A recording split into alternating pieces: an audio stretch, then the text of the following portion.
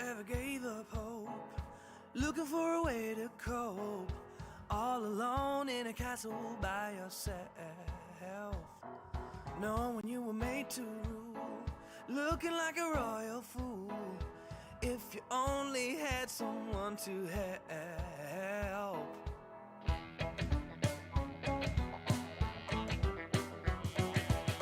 We got to clean these rodents out. There ain't no way we're gonna let them run this place. I'll show them what this king's about. It won't be long before we get them on the run.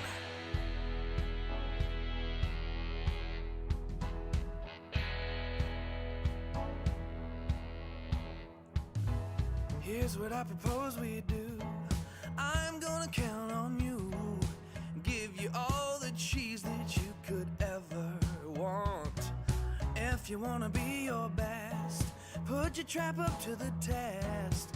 Buy some super brie and watch the suckers come.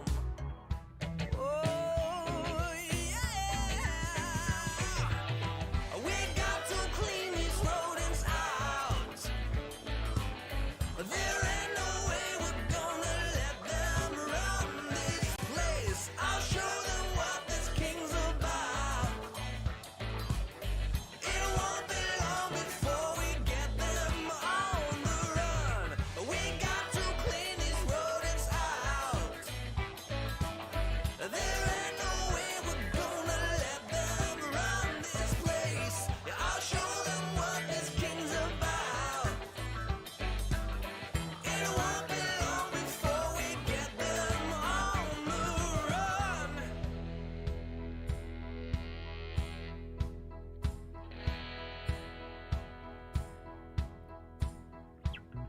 Had you ever gave up hope, looking for a way to cope, all alone in a castle by yourself?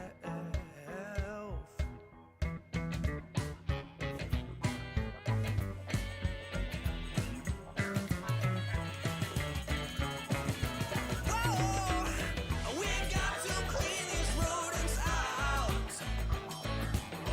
There ain't no way we're gonna let them run this place. I'll show them what this king's about.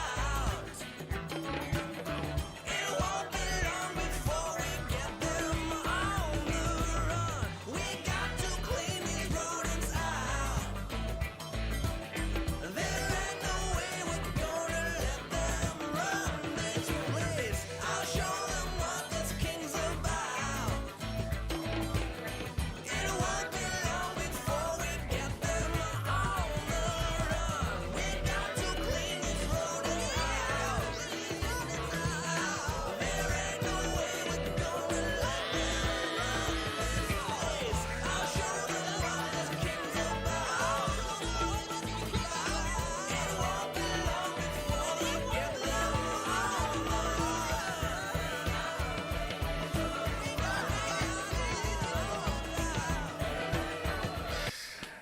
Hello, MouseHunt. Welcome to Feedback Friday. Maybe we'll go back one for a second there. Hello, everybody in the chat. My name's Dave. It is, what is it? It is April 28, 2023. Hope everyone in the chat is doing well. I need to sound my horn right away, I just noticed.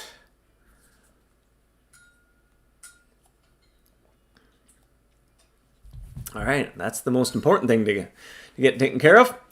Hello, Arctic in the chat. Good afternoon to you as well. Good afternoon, morning, evening, wherever you happen to be in the world. Ray, hello. Hey, Nathan, nice to see you. Clay, morning to you as well. Scribdev, pleasure as always. Good afternoon to you. Hey, Michelle's here, waving back. Kyle, hello, hello. Keem, Matthew. Boom, baby, says Matthew. All right. Good morning, everybody. Lady Nutsy. Ryan, hello from Singapore. You truly enjoyed the scavenger hunt. Excited for what's to come. Fantastic. Well, actually, we're going to touch base on the scavenger hunt a little bit today. We're going to go over a few topics, and that will certainly be one of them. We're going to take a little bit of a closer look at the upcoming Bountiful Beanstalk, which will be the first Viceroy area in the game. It's going to be an expansion to the Folklore Forest. But we also want to touch base on the pre-release, get some feedback, maybe a few notes as well, some information to put out there about how that comes to an end on May 9. May 9th, hopefully got the date right, I'm pretty sure I do. We're going to take a look at the Beanstalk gameplay and a few of the HUDs, a few screenshots of what the heads-up displays look like, as well as a few castle-sized treasures and rewards to find. We'll touch on some of the rewards that you'll be finding in the Bountiful Beanstalk. I will say here, just, some light spoilers ahead, FYI. So I don't think there's too much that you're not going to be able to see on the very first day that the Beanstalk comes out. So with that said, if you do like to be completely surprised or delighted, you might want to listen and not look, I guess. But that said, nothing too kind of game-changing or anything like that. Well, on that note, I'll bring in Dev Norm here. He's waiting on the sidelines. And we'll kind of get into the Beanstalk pre-release. Hey, Norm, how's it going? Hello. Thank you for having me. Pleasure as always. Well, the pre-release is out. It's been solved. Yeah, it was exciting. It was a fun thing to watch. Absolutely. It was exciting to see come unfold. If you see interest, kind of let us know in the chat if you had fun participating in that. It seemed like everybody was having a good time from what we can tell. Yeah, it was. I mean, the community engagement is something that just never ceases to amaze me.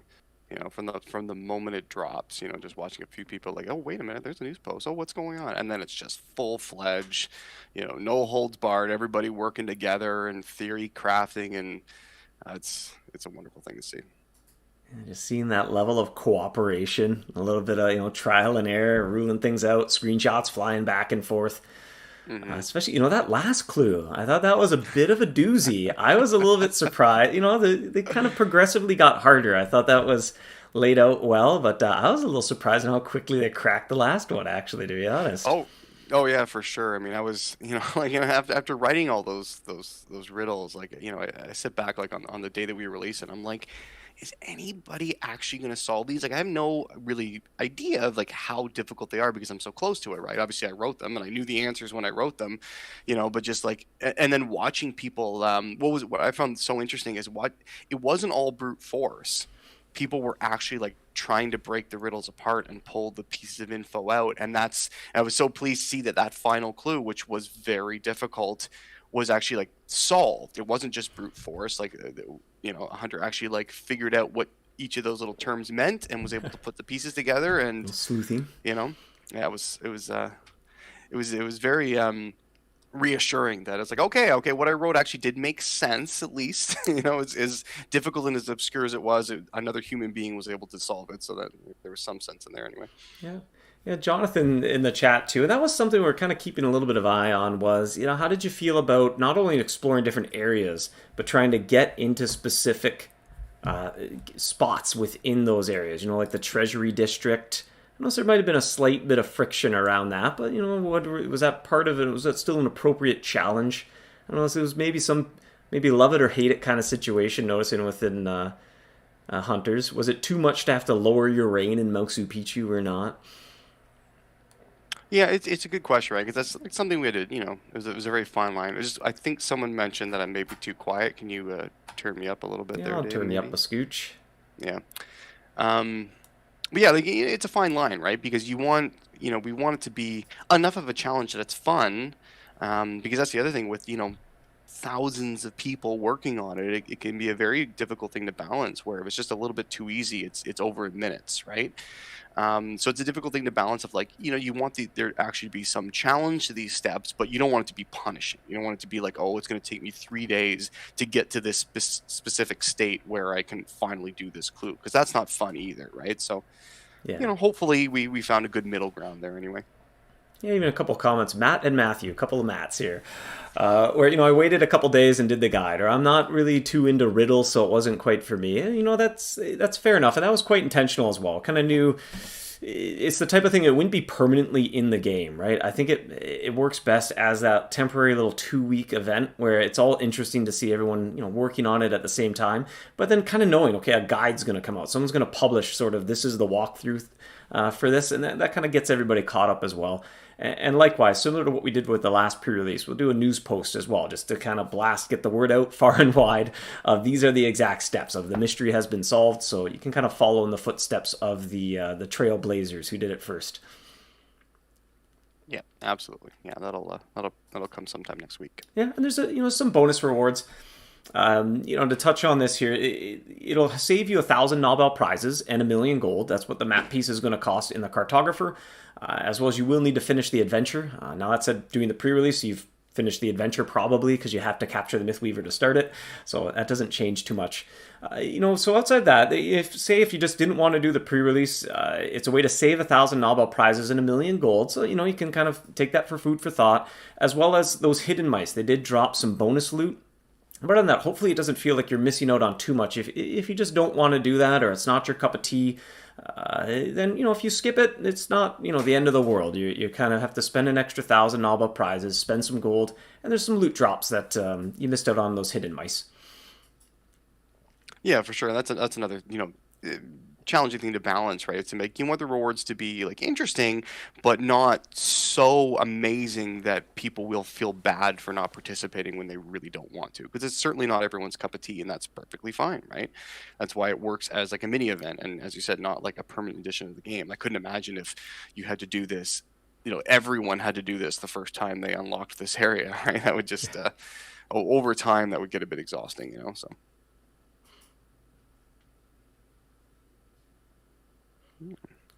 Yeah, Matthew just had to wait a little bit to get your rain down, but you can get it back up there. No biggie as well. Okay, so yeah, that was one thing we're a little bit on the fence about, because you do have to get your rain to drop. But if anything, it's feelings of anticipation while you're waiting for it to go down, I guess.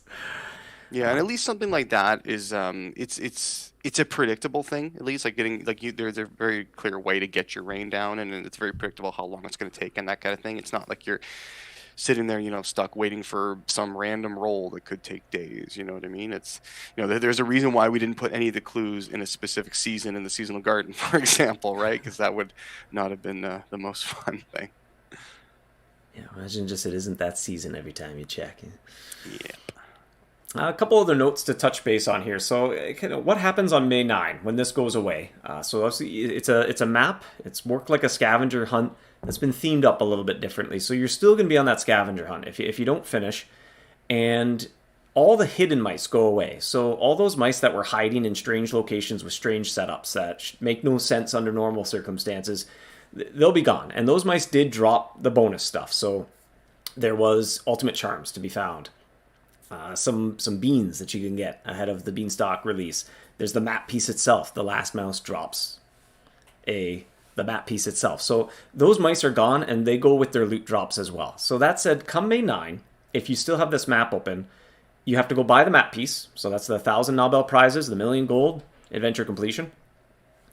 And now you can just go to the Beanstalk, and you can find all those items as loot drops at the Beanstalk itself. So you can still finish it. It's just you're going to miss out on the bonus loot drops, and you're going to have to spend the 1,000 prizes and the 1,000,000 gold to kind of unlock the area to be able to go and finish it, just like any other scavenger map in the whole game, right? Just find items as loot drops, and the scavenger map will complete. So you can still get the treasure chests as the reward out of it. Yep, absolutely. And we'll also have a consolation mode in there as well for, like, for example, if someone's they're on the map, they haven't finished it by May 9th, and they're an Archduke, so they can't even get into the Bountiful Beanstalk yet. If they don't want to just wait around until however long it takes them to level up, then they'll be able to activate consolation mode, and they'll just get a portion of of what you find in the treasure chests. Matt asking if you received a map piece or a key as loot. Yes, the last mouse dropped the tail of the Bountiful Beanstalk, which that is the map piece to unlock the new area. Yeah, that's on the screen right now. It's a little obscured. We got a little bit of text up there. We got a small essay we typed up here, but hopefully that addresses if there's any confusions about what happens on May 9 when this winds down, especially if you don't finish it. It's I noticed a few questions floating around about what would happen there, so hopefully we've covered all the bases. Mm-hmm. Which we can get on into the Beanstalk then, I think. Mm-hmm. Let's do it. And we'll start on the Beanstalk itself. So, exploring the Beanstalk. What can you kind of tell us about? This is a first look at one of the heads-up displays. And this is where you'll start the area, right, Norm? Yeah, from the moment you quote unquote set foot into the Bountiful Beanstalk, this is what you will see. Um, yeah, this is the beanstalk. It's the entry point into the castle in the clouds. So you know the main purpose here, as it says on the screen there, is this is the main source of magic beans. So you can hunt here to collect magic beans from the mice to create the beanster cheese that you'll need in the castle. And actually, if I can just take a step back real quick, I did notice a question in the chat. There was a collectible, right? The volume, the companion volumes 1 through 3 is a collectible. And you will be able, so if you don't do the pre-release, that collectible is another reward from it. You will be able to find it in the Bountiful Beanstalk as a loot drop. It just may not be quite as easy to get as it was during the pre-release, but there'll still be a way to get it. It's very similar to the pre-release of the original Folklore Forest. Yep, yeah, it'll have a permanent spot in the game, so you will eventually be able to get it. So no worries if you don't get it. It won't forever be an uncollected collectible sitting there. Adrian just recently got back into the game after a long hiatus. Thanks for keeping this game alive for me. Cheers. Well, welcome back, Adrian. Glad to hear you're having fun.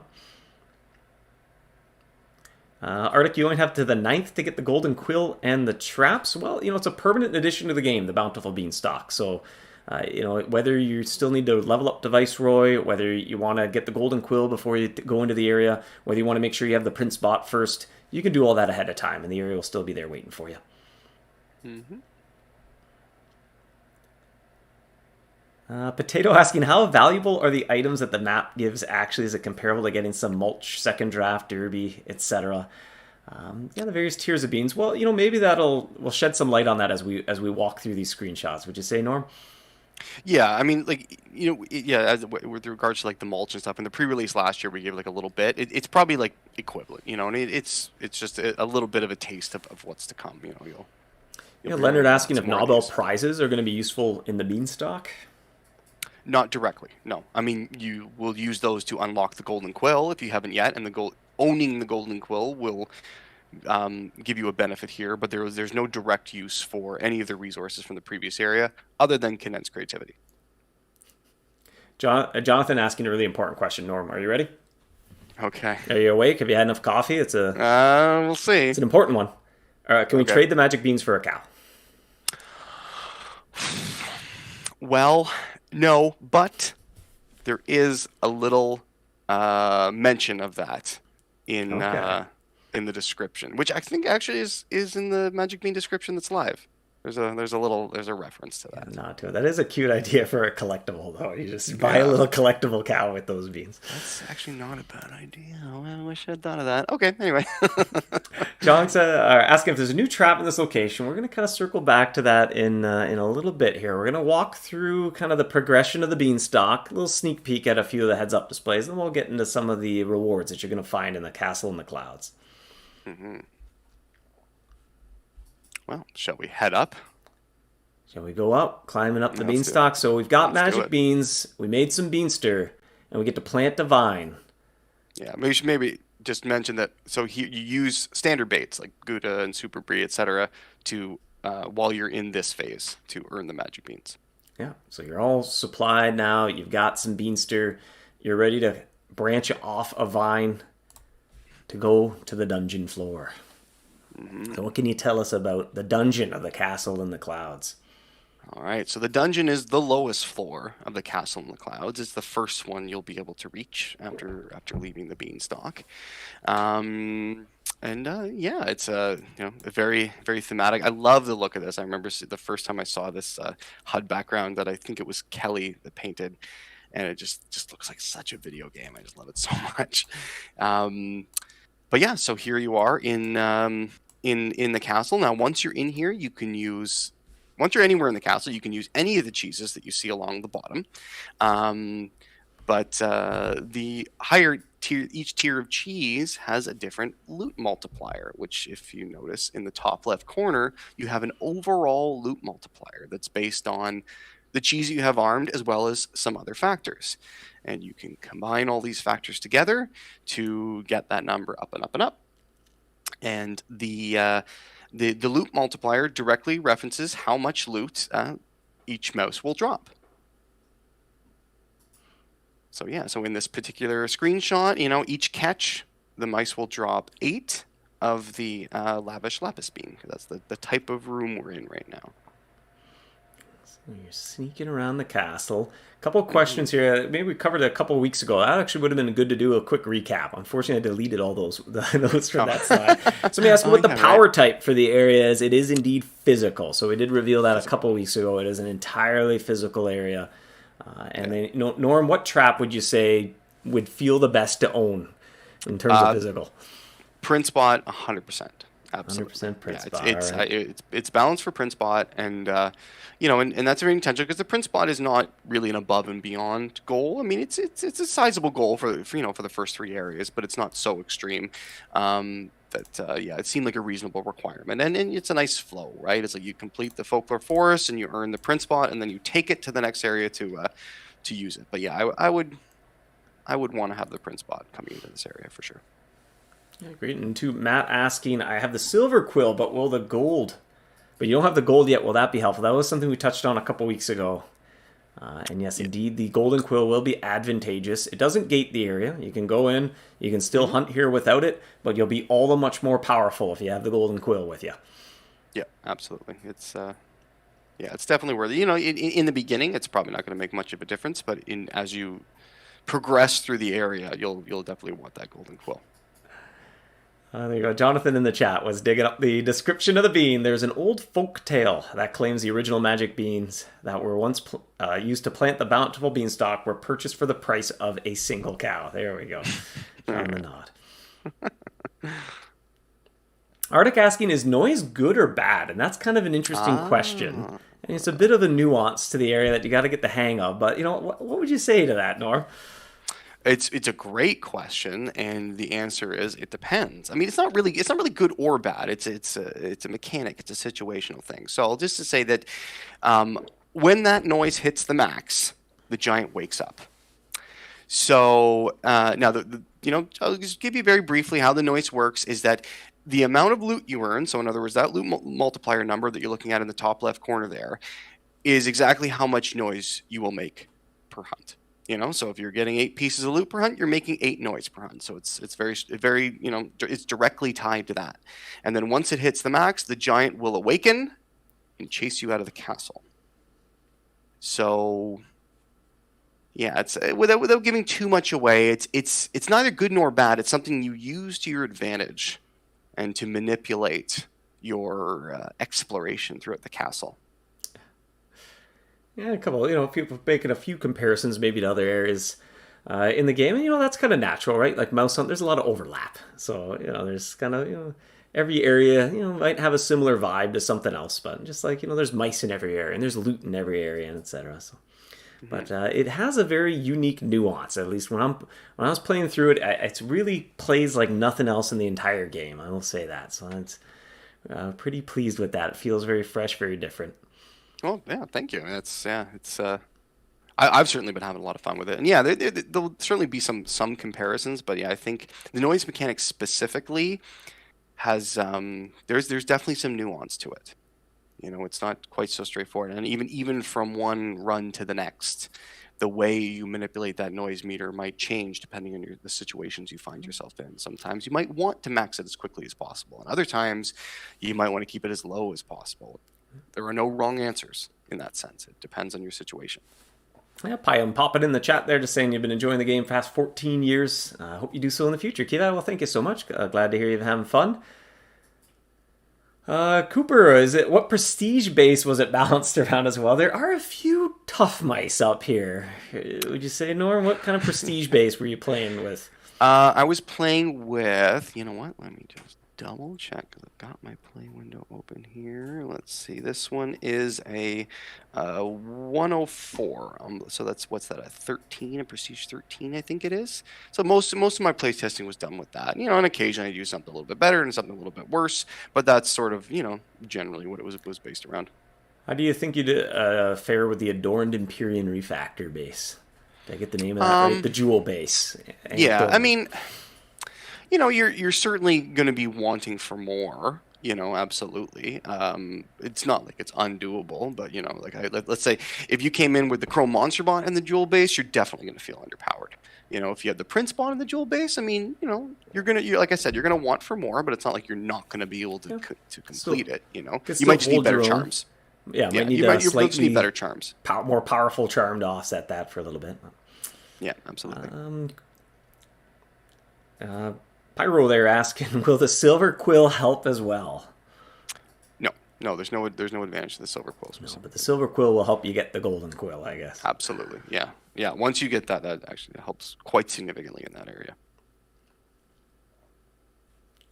Yeah, in comparisons to some other areas, I will say that's natural. I think every release, it kind of everyone's like, what is this like? But I think it's every area is kind of a bit of a fusion of parts of others before it, while adding something brand new at the Absolutely. same time.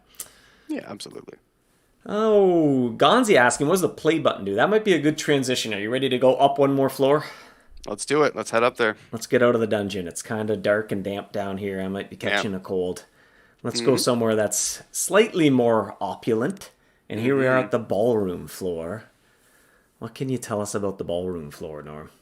All right. So yeah, the ballroom floor is it's the middle floor of the castle. So it'll you won't be able to access it right away, but you can you know, after a couple of dungeon runs or so, you'll be able to make your way up here. The mechanic works the same way, but you know, as maybe you can see from the thing there, the max noise is higher here, so you'll be, you know, required to sort of get more loot before you can awake the giant. And there's a different giant here if you might happen to notice on the HUD. And to answer the question about the harp strings, I mean, again, without getting too much into it, the harp strings allow you to manipulate your noise to either increase it or decrease it, depending on how you want.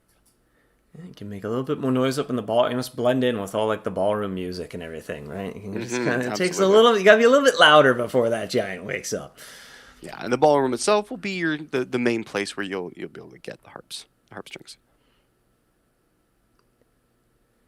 Yeah, Scrib's got a pretty good guess in the chat there as well. Reduce the noise, put the giant back to sleep, or something like that. Yeah, Like that. But it'll definitely be a good tool in the toolbox, depending on what you're trying to accomplish. Pyro asking, can we ultimate charm the giant and stay in the castle? no, You can use an ultimate charm to guarantee you'll capture, but capturing the giant will sort of come to the end of the run. And hopefully that's safe to say, but too late I said it. yeah.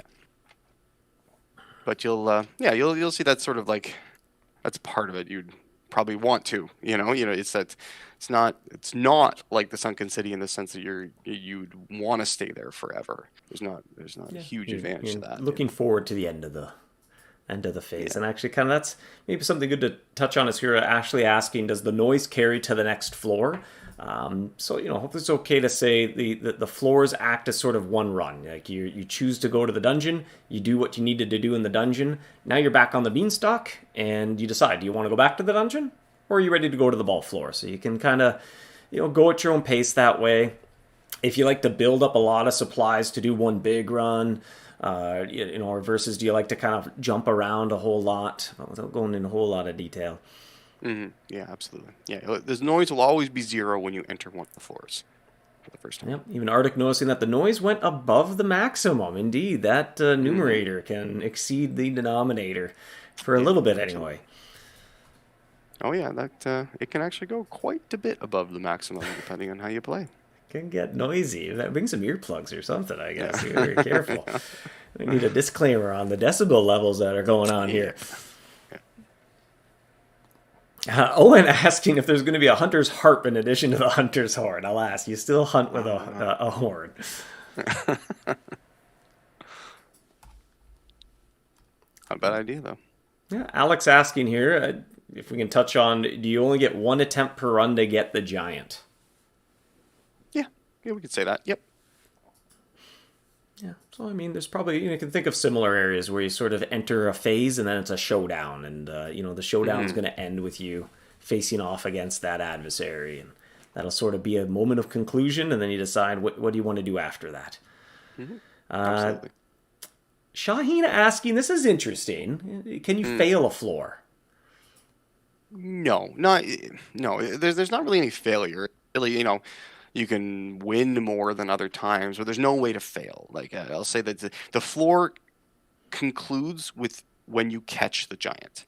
So there's no opportunity to not catch a giant when you're in there. It's you go through your run. At the conclusion of your run, you encounter the giant, and you hunt them until you catch them, and then upon catching them, you're out. So yeah, and that you can't fail in that sense. But it's just depending on how you play and how you use your resources, you could potentially win a lot more. If you're Yeah. strategic. Some runs are better than others, but they all, you never leave empty-handed. Yeah, absolutely, absolutely. Gonzi wants earplugs for the giant. Yeah, that would be too simple. Antarctica might need do we need a silencer for our horn just to keep the noise down there? Yeah, just think of how loud it is with thousands and thousands of hunters all sounding their horn every 15 minutes. You think that would carry up to this castle, but it must be up there. It doesn't hear all the horns down below. Oh, you're ready to go up one more floor? All right, let's do it. All right, we're going to leave the ballroom, and we're going to go somewhere even more opulent than the ballroom, and that is the Great Hall. One question I noticed people ask about the condensed creativity, and yes, condensed creativity does double your loot, which means it will double the loot multiplier you see in the top left corner, which also translates to the noise. You make twice as much loot, make twice as much noise when you turn on condensed creativity. And there are some big loot multipliers amassing, especially when you get to the Great Hall. You're probably looking to make sure you start to get a pretty big loot multiplier there. What can you tell us about the Great Hall? Yeah, so the Great Hall is it's the top floor. It's the one you're working towards. It takes much longer to reach it than the two previous floors. Whereas the two previous floors you'll probably spend time going back and forth. It's not like just a linear progression. You'll spend time going from one to the other to one to the other to get the different resources you need. Each floor sort of, generally speaking, has a greater focus as to which resource it's associated with. So you go to the one where you need things, but they all lead up into the Great Hall. And that's where you come to find the golden goose eggs, as you can see on top of the plinth there. So here's where you can use all those resources you amassed to try to gather as many eggs as you can while you're in here before awakening this giant. Lynn in the chat noticing 256. So does that indeed mean that a mouse is going to drop 256 things every time? Absolutely. Yeah, and kind of the observation crafting must need a ton of beans. It is kind of interesting where you kind of can never have too much of something. Can you maybe speak about the progression of the cheese and sort of how one leans into another? Yeah, actually, that's a really good point. So there are 3 tiers of cheese, as you can see. There's Beanster, Lavish Beanster, and Royal Beanster.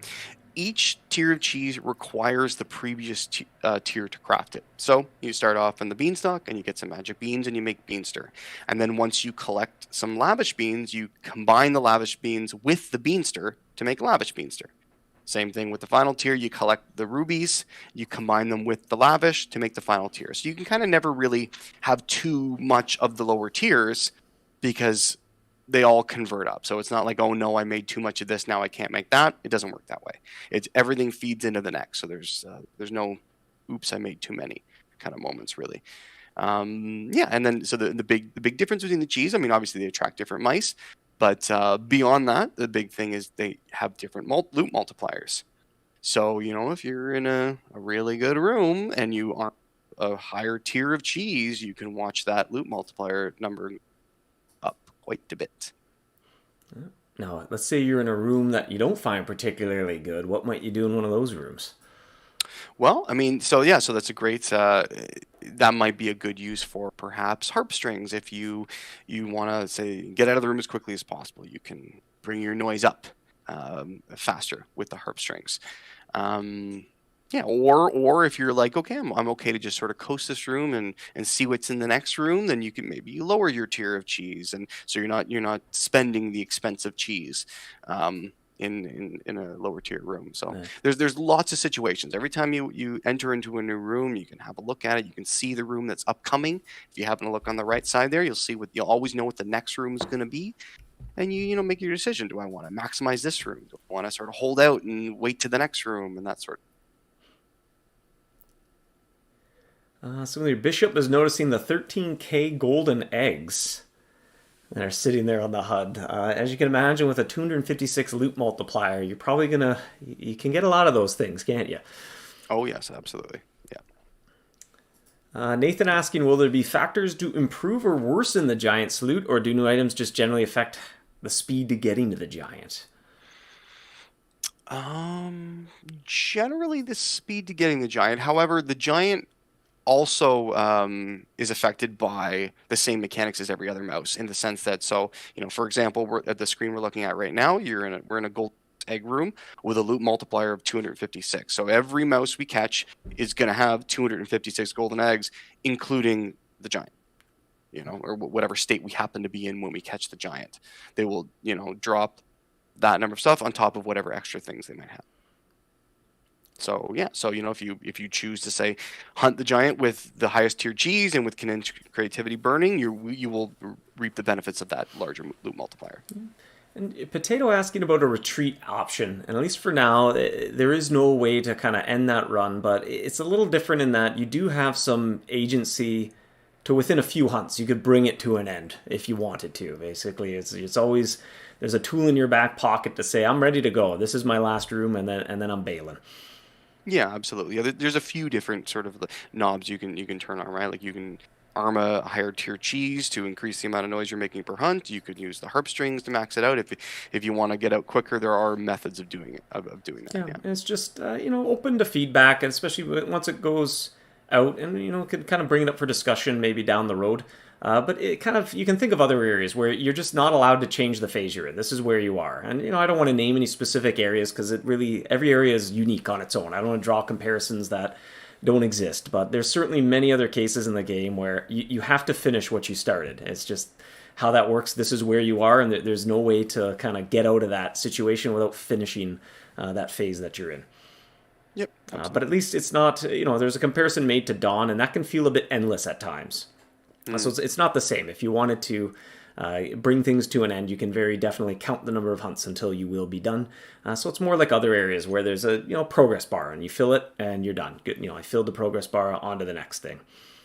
Yeah, and you have a lot more control over that than in many other areas in MouseHunt. You know what I mean? Where it's not like you set foot in the room and it's like, okay, well, it's going to be exactly this number of hunts no matter what I do. It's like, well, no, you can actually, affect how many rooms you're in, or how long your castle run is in general. There's lots of different methods you can use to lengthen or shorten that depending on your situation. So the rooms themselves are a fixed length, but how many rooms you traverse is up to you. Yeah. To a point. Gary noticing in the bottom right corner, kind of, are those upgrades, or how would you kind of summarize what those icons in the bottom right are representing?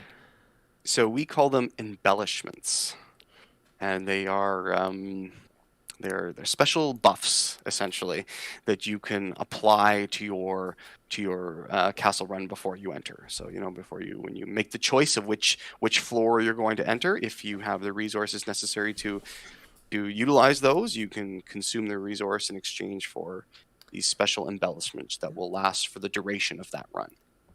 Would you say, are those the type of things that you're going to use on day one, or do they come a little bit later in your exploration? No, you definitely wouldn't be using them on day one.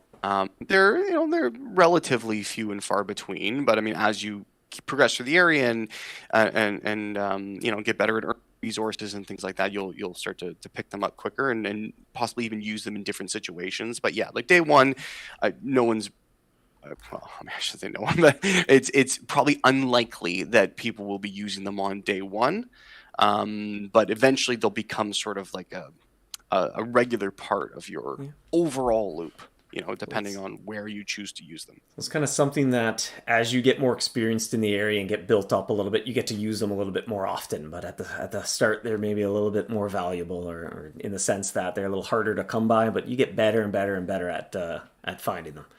Yeah, absolutely. Yeah. Sri was asking, is 256 is a big number. Is that the max multiplier? Do you want to reveal what the max loot multiplier is, or keep that a fun discovery for later?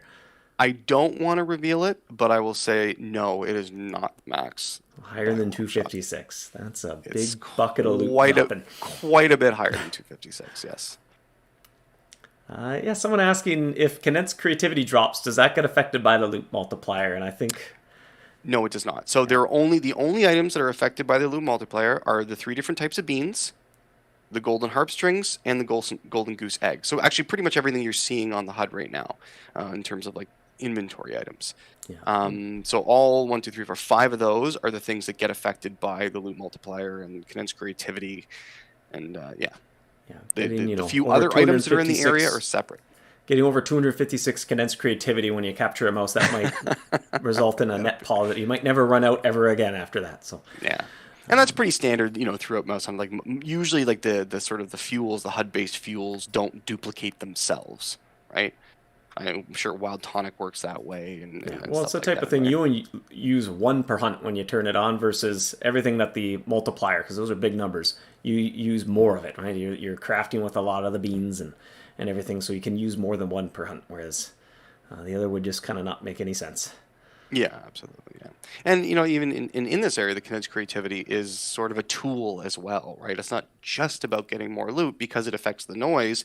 You can use it in certain situations to, as I said, manipulate where that noise is, right? You want to get out of a room a few hunts faster, or not hunts faster, mind you, but like if you want to sort of avoid getting into the next room, you can turn that on for a couple of hunts and double the amount of noise you make per catch. Yeah. And now all these eggs you're looting, and you can loot a ton of them, because every Mm-hmm. mouse is going to drop 256 in the version you got up here. And that's a Yeah. good segue to see, well, what are we going to be doing with those golden eggs? Are we ready to move on to that? Let's do it. Well, the golden eggs, and you will get a bunch of them. And there seems to be a theme. There's a lot of gold. That king, that giant must like all this, like gold things. Yeah. Well, what can you There's a tell us about heavy what am I gold doing theme. with these thousands of eggs that I'm collecting? Well, so you will be using the eggs to purchase the coveted golden goose of legend, as you can see on the screen right there.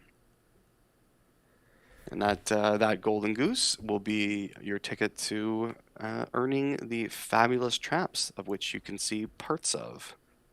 You can Yeah. see one a little bit more predominantly than the other, but there are 2 Mm-hmm. traps to be found, and they are the very best of their power type, right, Norm? Mm-hmm. Absolutely. Yep. Arctic saying that the giant likes gold instead of chrome. We usually plate everything in chrome. Yeah, this giant's all about the gold. Golden harp strings, golden goose, golden eggs. Lots of gold up there. I was going to see if anybody drew a conclusion about what trap that could be, and Swift is asking, is that a skin for the print spot or an upgrade? So I think it's obvious that it is indeed a print spot, but what can you tell us about that print spot that I see over? So it is not a skin in particular.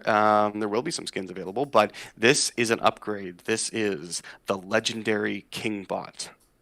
So it is the next tier beyond the prince. You need to own the prince in order to purchase this as a requirement. Not it doesn't get consumed, but the prince becomes the king, and the king reigns supreme in the realm Promotion. of the physical.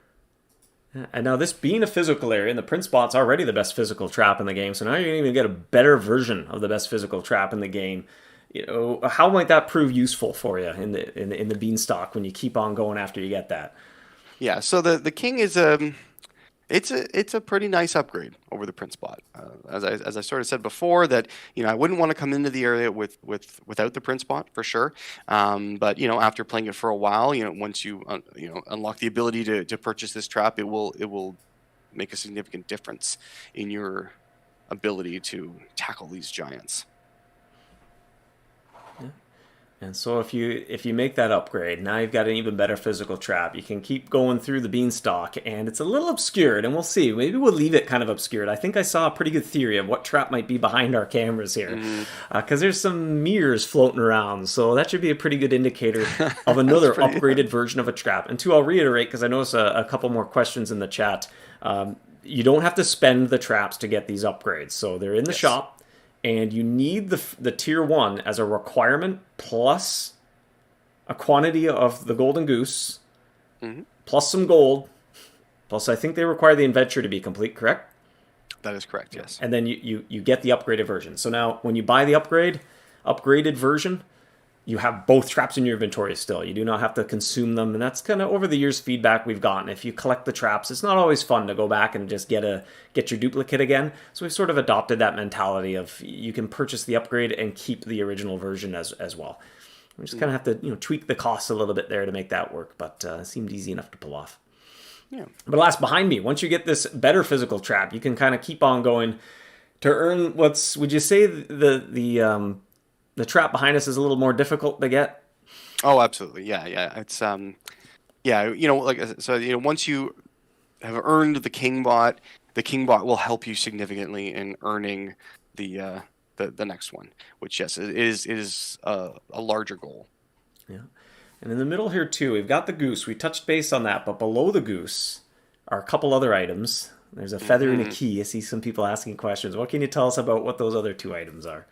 Well, I mean, if anyone who was, if you're able to see it in the previous slide, it was much smaller, but those represent the embellishments. Those are the items that are consumed to create the embellishments.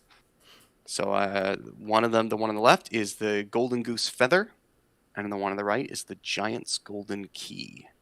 So those will help you get the eggs even quicker or in larger quantities. Yeah. They both have a unique embellishment that they add to whichever floor you happen to use them in.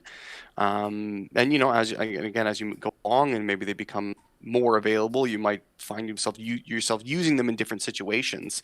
But yeah, they both make a pretty significant impact on the run. And I don't know, do you want to touch base on, so those three items in the middle here, you got the goose, the feather, and the key. Do you want to touch base on what they have in common? Yes. So those three items will all be tradable on the marketplace. And those are all items you can find during your exploration of the beanstalk. Oh, someone's asking what my cat name. Which one was that? That cat's name is Loki. I have 3 cats. Lynn has a comment in the chat, and I'll kind of touch base on this, and I want to be a little bit careful to not make any promises, but Lynn just saying, it's kind of a shame there was no area to put the mirror trap to use before upgrading it, and maybe just kind of thinking a little further down the road, and, again, things change. I got that disclaimer down at the bottom of the screen, so please take it with a grain of salt. But often, most areas, not all of them, but frequently enough, an area where you earn an upgrade down the road, that power type becomes important. So this might be kind of just setting the stage to where we are kind of going in the future, and you can kind of see, upgrading the Prince Bot to the King Bot helps you be even better at the Beanstalk to help you go for perhaps getting the mirror trap that's behind me, and that might prove useful at some point in the future. But we'll leave it at that. Grain of salt, things change over time, no promises. Yeah, who knows? Anything's possible, right? Yeah, that's going to be clipped and played verbatim should we ever change our mind, and I will regret saying that. But we'll just throw that out there, if nothing else, feedback. As kind of things continue to develop, that might be good to see if hunters are thinking the same thing we are, and they're excited to go in that direction as well. Otherwise, that might influence a change of plan. We'll see. Nathan's got an important question here. When the eventual, Nathan's speculating there would be a Chrome King bot at some point. Can people call it the Crow King? Will we get a frog skin for it? Wow, that's very specific. You can call it anything you want. Absolutely. We're not in Whether charge there'll of be a frog abbreviations. skin. I mean, hey, if the artists are listening, then maybe we'll see. We're still a little ways away from that yet, though. Lindbaum are wondering, we seem to keep climbing higher and higher. Now, granted, the Valor Rift, you were going down technically, all right? If you look at the map, reality is kind of inverted, and it's up to you. I guess I'm going up, but am I going down? I don't know. Up is down, left is right. But yeah, I'm wondering if we'll ever reach space. We'll see what this atmosphere has to hold here, but the air seems to be getting thin up there.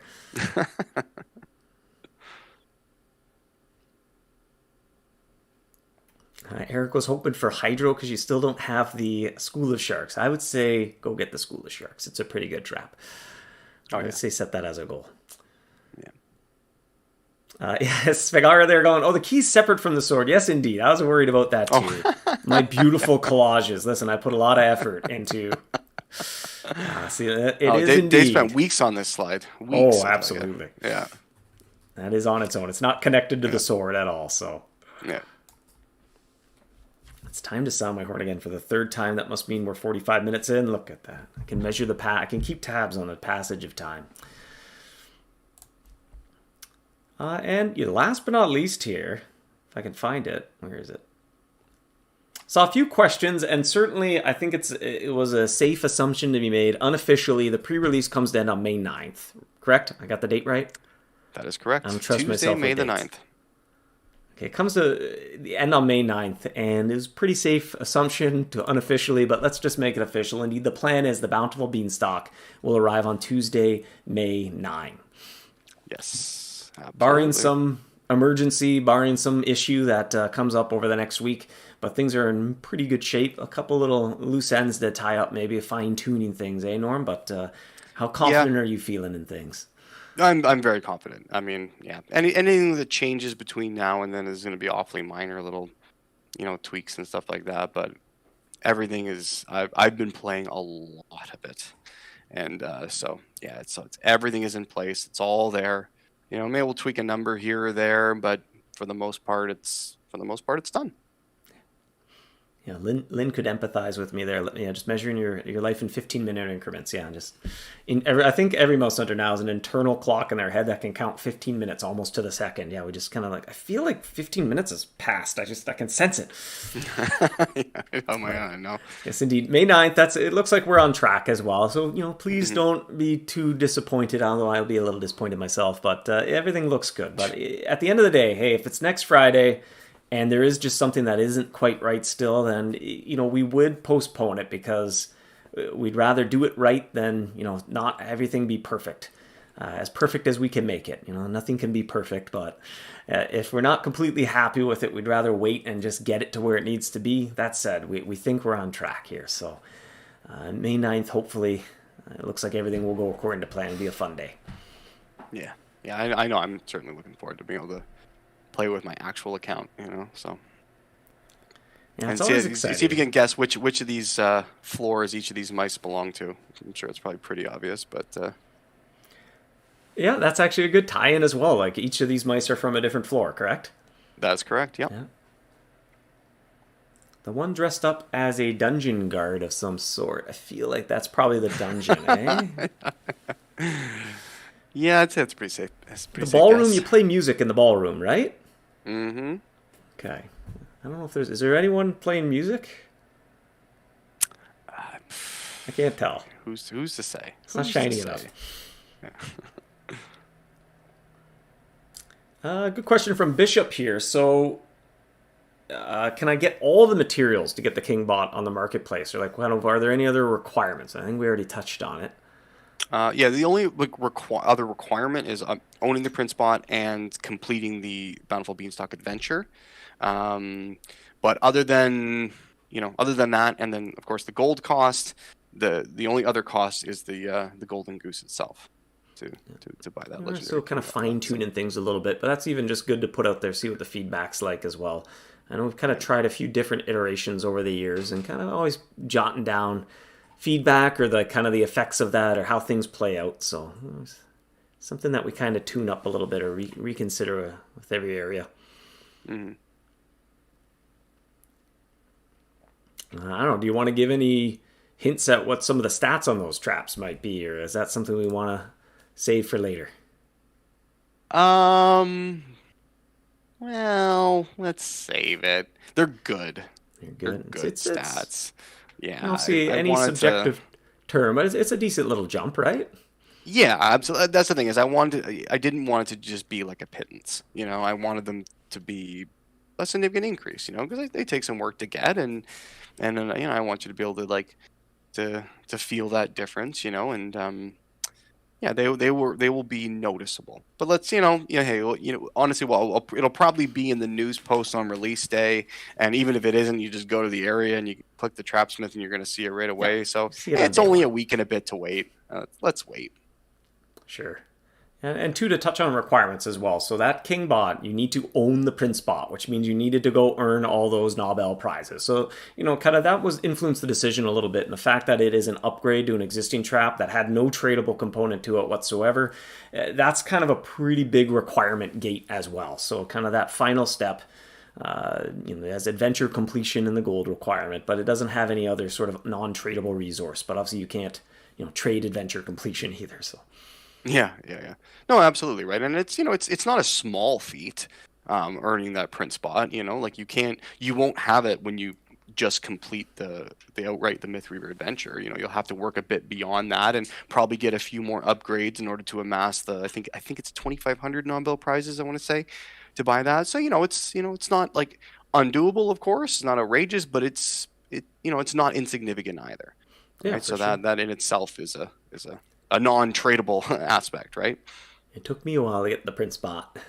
Yeah. Watt asking, are Nobel prizes required for the upgrades in the Beanstalk? So, no, just to reiterate, the Nobel prizes do not have any direct sort of benefit in the Beanstalk. The Golden Quill will be advantageous, which you unlock with Nobel prizes. And, the print spot, purchasing the print spot Nobel prizes, and that print spot will certainly help you here because it's a physical area. Yeah, we could probably go so far as to say that there aren't actual upgrades in the area in the same way that there were in the first three Folklore Forest areas. There's not a permanent unlock system in the same way. The embellishments are like a one-time buff that you purchase with a consumable that lasts for the duration of that run. Probably, more similar to like the I think they're called augmentations in the Valor Rift. Like in that sort of vein is you build up the resources to unlock it, and then you do it, and then you have it for that run, and then it goes away. Yeah. So. Eric, with a good little public service announcement, the Forbidden Grove is closing for anyone that needs the Acolyte realm. So hey, if you're doing the pre-release, spoiler alert, close your ears here if you're trying to do it all on your own here, but you may need to go to the Acolyte realm for something, and the path there does go through the Forbidden Grove. Mm-hmm. It is nice if you've done Bristlewood's Rift, though, you do have, remember those Ripper Charms exist as well. So the Grove needs to be open, but as long as it's open and you've done the Bristlewood's Rift, you can probably get one of those charms to go to the Acolyte realm anytime the Grove is open. But when it's closed, well, then you're closed for business. You gotta wait. Gonzi wants to melt all the gold and turn it into actual gold, eh? Nathan wants to see string bean stepping here. Well, no, alas, there's no stepping embellishment. Yeah. That's pretty good. Yeah. And Elliot, too, I want to reiterate, too, and we're a little cautious of mentioning the name of another area while we're looking at one that hasn't been out yet, because, we don't want to create any misconceptions. Every area is unique and in its own. So, Elliot saying, oh no, it's the Valor Rift again. I'm going to say this plays absolutely nothing like the Valor Rift, but like many areas, there's little tiny mechanics or a little theme or something like that, and that's just what makes the game cohesive, right? In the same way there's loot drops in every area. It's just like, well, the mice dropped loot in the last area, so we should probably have no loot drops in this one, right? No, there's just core things that are part of the identity of the game that you can expect, like using traps, using cheese to lure a mouse towards a trap. Something that's consistent from the beginning, middle, and the end of the game. Like, you are doing that is a rule of the game, and it'd be weird to change it. If you're playing soccer, it's like, well, you know what? We always kick a ball around. Why don't we kick some bricks around first, just to change it up? Or why don't we pick up the ball and throw it? It's like, well, no, that's the identity of soccer is you use your feet to play the game. And so, there's things in MouseHunt that are like that as well. There's sort of core rules that are how the game work. Yeah, for sure. I probably shouldn't have mentioned that exact area. I meant was only specifically talking about the augmentation aspect of it. But even it's the gameplay wise, it's nothing like the Rift. Even the augmentations themselves are nothing like the ones in the Rift. It's just I committed the sin of mentioning another area in comparison. But very different, very very different. Well, we should do trivia actually, because we're going a little bit long here. All right, so we're gonna shift gears to trivia to wrap things up. Mm-hmm. Nid wants to see MouseHunt ball hockey. Yeah, that's a joke we often make here. Up in Canada, obviously, hockey is a very popular sport. And so growing up, maybe you don't have a hockey stick. So you'd have a tennis ball, and you'd be like, do you want to play foot hockey? You kick the ball around into a net, right? I was like, so you want to play soccer with a tennis ball? No, it's foot hockey. What are you talking about? He's like, I don't know. All right, trivia anyway. Okay, they can still hear you, but they can't see you. One day I'll set up the camera on the trivia slide for you, Norm. I guess today's not the day. Ooh. Okay. Of course, Larry will have rewards if anybody gets the answer correct. And today's trivia question is... Quad! Welcome, Giorgio can join us for Quar. Quar. Welcome in, Giorgio. Do you want to read the question? Yes, I dost do wanteth to read thine questionis. Shall I do it in Old English or New English? Whatever pleases you, my lord. All right. How was the underpass to the Folklore Forest created? Createdeth. They got the answer right before you read the question, Giorgio. I think Jonathan. Before I joined, in fact, they knew. Yeah. I think Jonathan was first in the chat. Catching a sylph in the fungal cavern. Will we accept that? Do we want an elaboration? I mean, I would accept that Yes. as an answer. We can You know choose what I want them to elaborate do? on that. I want them to recite the entire lore from the journal entry Of MouseHunt? discovering. Of MouseHunt? Yes. Yes. When they the entire discovered lore. it, the king's excavators, royal excavators, word for word. Go. Go. I think Someone said Joel- Giorgio dug the underpass. Close. Yeah. Close. Maybe, if you didn't sleep well the next day, you might, I don't know, look a little bit like a sylph. I don't know. Who knows? Alex, no, I thought I saw somebody else elaborate. Was it Maybe Leonard? Dug out by sylph mice? Yeah, sylph mice. Joel said dug by the sylph mice toward the fungal cavern. Mm-hmm.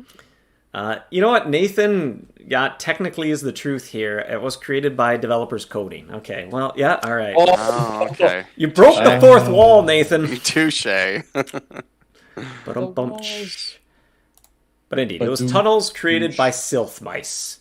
Created the underground, or the underpass. And actually a little bit of other MouseHunt trivia. If you go way back to it was MouseHunt's third birthday. We released 3 boss mice for the third birthday. The sylph was one of them. The Dojo Sensei and the Big Bad Burrows mouse all came out on MouseHunt's third birthday. And the sylph, we kind of wanted the lagoon to lead to this underpass area, and it never came to be. But it was an opportunity to kind of reimagine that in the same spirit, and the underpass became the tunnels that then led to the Folklore Forest. So we got to kind of still close the little lore loop that we left behind in the description of the sylph, but it may have taken 13 years to get there. Yeah, but that was always the plan, though, right? Like, you guys always had that in mind? Yes, Yeah, okay. absolutely, dude. Cool. Oh, man. Cool. Just, sometimes it takes 13 years to realize it. And yes, I will paste the link in the channel for your clicking convenience. I didn't test this link. Let's make sure it works. Yeah, let's see. It's 3,000 sandblasted metal. Oh, chromes. not again. Oh, it's a sandblasted Yeah. rib. Sweet. Sandblasted rib. That's my favorite. A chrome sandblasted metal chrome metal turbine. Ooh, these are good ones, Dave. I didn't realize you It were is doing this. spore charms. You get some 10 extreme spore charms, which if you even remember correctly, you had to use spore charms to lure that sylph in the fungal cavern to find where those tunnels were. It's all connected. Hey, what did Dave and Norm, what did the mushrooms make while sitting around a campfire? Spores. Ah. Okay. Thank you. Nice. Lynn found the journal entries. So tells me the wiki editors hard at work. How? Really? Holy Oh, wow, crap. that's awesome. Holy crap. Okay, read them. I wanted to explore this exciting new region, but the tunnel didn't look safe enough for anything larger than a mouse to traverse. I informed the king of this amazing discovery, and he immediately dispatched an excavation crew to secure the tunnel and make it safe for the hunters of Narnia to explore. Thanks, King. Yeah, Arctic asking, what do spore charms do? I keep Yo, getting them thanks, from maps King. in Folklore Forest, but I'm not sure why I'd use them. They're just good charms. You can upgrade them as well. You can go through all the tiers from regular, super, extreme, ultimate. Maybe I'll bring you guys back on the screen because I'm getting lonely. And I don't know, Norm, do you think, well, maybe we'll leave it at that. But spore charms seem to have this identity where you can keep making them into cooler and cooler versions of them, would you say? Yeah, it seems that way. It's almost like, they're leading towards something, better. I don't know. It's weird. It's probably just a Mycelial probably a network. coincidence. Probably just a coincidence. Yeah. Well, anything else we want to touch base on before we wrap things up? Are we at the hour mark? We sure are. Where does the time go? You can take a look at all we did here. The pre-release. Remember, please, please, please help get the word out. Get your friends. Yeah, if they're playing MouseHunt and they haven't done the pre-release and you think they would be interested in them, maybe tap them on the shoulder. You have till May 9 to complete the pre-release, to get the map piece ahead of time. So, hey, once the Beanstalk lands, which is also May 9, you'll be all set to go. You can travel straight to the area. Otherwise, hey, it'll be a hop, skip, and a jump away. If you don't do this pre-release, you have to spend 1,000 of your Nobel prizes, 1,000,000 gold, and you will need to have completed the Outright the Myth Weaver adventure to be able to go to the Beanstalk. And you have to be a Viceroy. And you have to be a Viceroy. That's very important as well. Yeah. If you don't finish the pre-release, so there's some questions floating around about, like, what if I don't finish it in time? You'll be able to treat it like any scavenger map. So you'll have to go buy the map piece. You'll be able to go to the Beanstalk, and the mice drop beans there, right? So you just finish it like a normal scavenger map. You go loot those resources from that area. So you'll need to be a Viceroy. You'll need to get the map. We will add a consolation mode to the map as well. So maybe you're not Viceroy yet, but you started it and you don't want to finish it. Well, you can get a portion of what will be in the chests. But you will also miss out on those hidden mice, right? There's a mouse hiding in, spoiler alert, the living garden. And, you had to hunt with weird setups and to lure out mice that were hiding in specific zones. They're gone. You can no longer do that. And they dropped special bonus drops. They won't drop those in the Beanstalk area. They won't drop them in the Folklore Forest or anything like that. So, if Those you want mice to are all going home. Yeah, they're going home. If you want to get everything you can from the pre-release, then you have to finish it before May 9th. Otherwise, you can still get the treasure chest, though. Yep. We took a look at the Beanstalk, an area where you get Beanster to be able to explore the castle, and that's kind of the place where you spend the majority of your time is looting the treasures from the castle, which consists of the dungeon, the ballroom, and the great hall where you get golden eggs, to get golden geese, to get some pretty cool traps. Mm-hmm. Gold. Well, you guys all set to wrap up? Anything else from you two? No, just like Bono, or Like what? you said anything else from you too? I don't think they've made much lately. You dropping any Yeah, good tracks? yeah. Hello. I was looking forward to May 9th. Yeah, absolutely. And if you miss May the 9th be with you. Ah, that's why we chose it, right? Yeah. All right, well, Hunters, thank you so much for joining us. Have a fantastic remainder of your weekend. Well, I guess it's Friday. It feels like the weekend already, right? Well, enjoy the weekend ahead. It's the weekend. Yeah. Make sure you check out the pre-release if you haven't already, because the Beanstalk is coming May 9th if all goes according to plan. Things are looking pretty good. We'll see you next time. Happy hunting, everybody. Have a good one.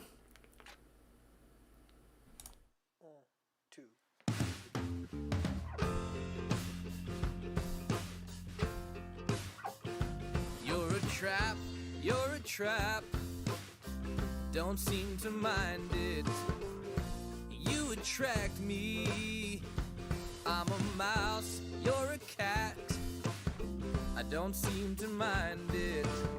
Soft and furry. Oh, and just when I think I'm safe, snap.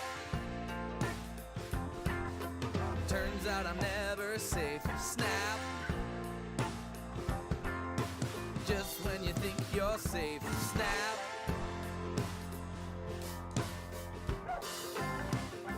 I come back. You don't seem to mind it, but I'm a fool.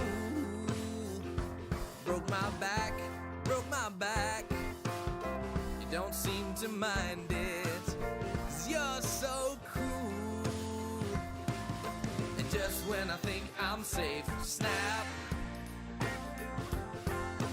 Turns out I'm never safe, snap. Ooh. And just when you think you're safe, snap. Turns out I'm